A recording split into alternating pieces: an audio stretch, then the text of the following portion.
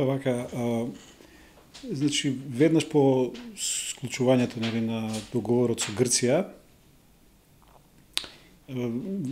владеачката коалиција, односно власта настапи со идеја дека референдумот е многу важен, дека тој ќе биде, дека тоа е историски референдум кој одлучува за иднината на Македонија.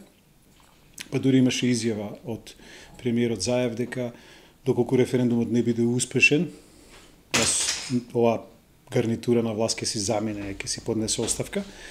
Но веднаш потоа состојбите се сменија со одлуката на ВМРО-ДПМН да калкулира околу референдумот, односно со референдумското прашање, наводно поради референдумското прашање.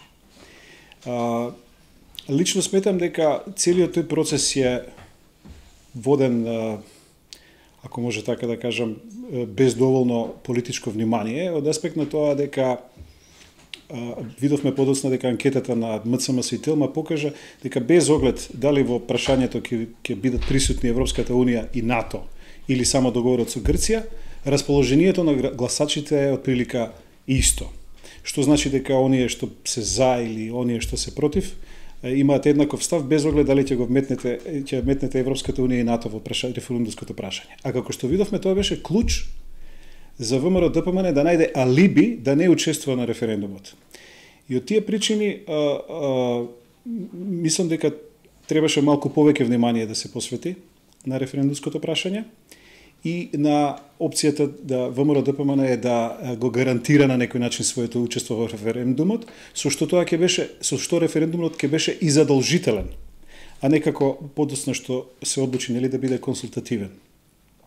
Ја не сум сигурен дека ВМРО-ДПМН ќе прифатеше и со чисто референдумско прашање да учествува, затоа што знаеме дека нивната цел е да добијат некаква амнестија за обвинетите од СЈ. Меѓутоа требаше да се направи таков напор. Особено затоа што видовме дека тоа нема да има големо влијание врз одлучувањето за или против. Но понатаму, вториот сериозен проблем е што кога референдумот веќе стана консултативен, власта направи една условно речено кампања во која објаснуваше дека не е важно што ќе се случи на референдумот, дека институциите потоа ќе се преземат работата во своји раце, дури и да биде референдумот неуспешен. Кога давате алтернатива на граѓаните, ако им велите дека баш и не е толку важно, тоа не е начин за мобилизација на граѓаните да гласаат на референдумот. Значи сега, дали е референдумот историски или дали е судбоносен, историски, или пак е само една консултација, една анкета на граѓаните.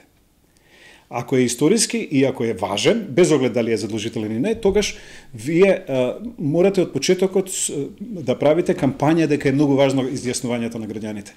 Мислам дека голем број граѓани не ни знаат за што се работи, сите знаат, меѓутоа има еден број на граѓани кои што имаат впечаток дека па добро, и да не помине референдумот, институциите ќе се преземат во своји раце. И мислам дека тоа е грешка во кампањата на власта, дека таа требаше да исклучиво игра на картата на историски референдум, кој што е многу важна иднината на Македонија. Тоа се поправи во последниот период, особено со посетите на највисоки странски представници, кои ја упатија таа порака, дека е ова шансата да се влезе во Европската Унија и НАТО.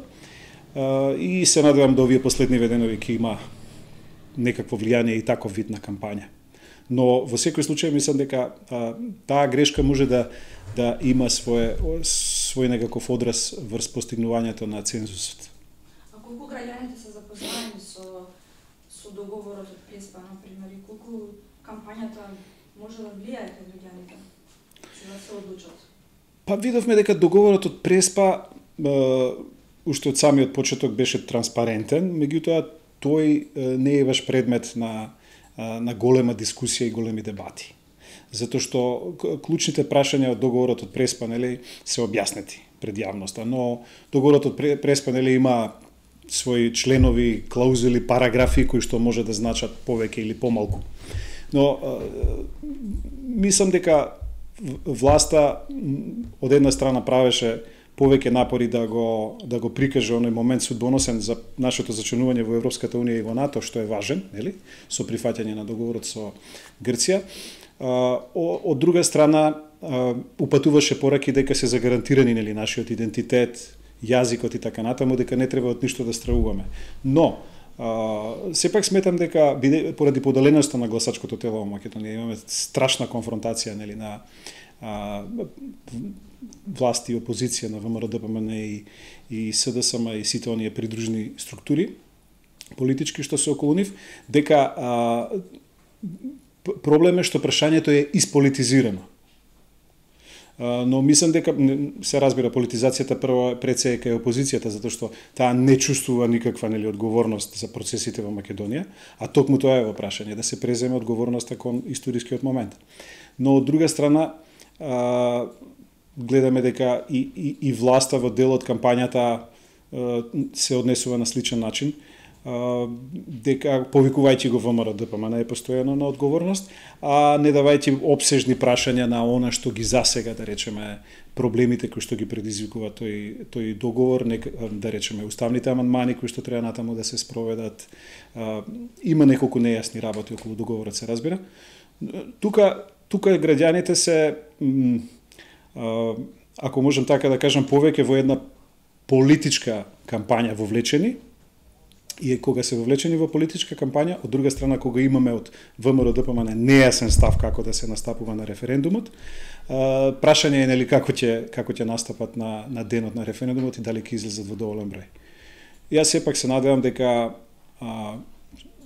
последниве денови кампањата ќе даде своји резултати, дека цензус ќе биде постигнат, затоа што тоа е пак условот да можеме референдумот да го сметаме за релевантен.